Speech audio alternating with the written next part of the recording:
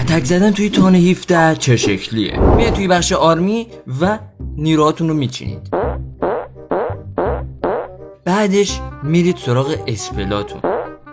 چون زیاد نمیخوام مدال رید رو استفاده کنم، همین دوتا اسپل رو داخل کرنکستل میذارم. ماشینی هم که نیاز داریم ماشین لاگ لانچره. میریم و به اولین مپ اتک میزنیم. خب اوفی.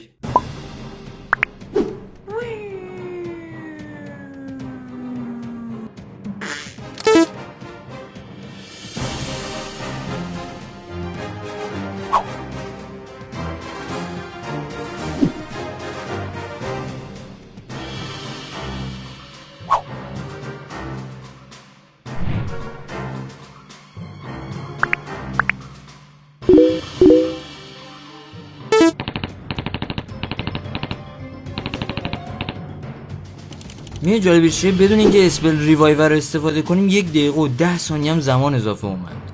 تمام.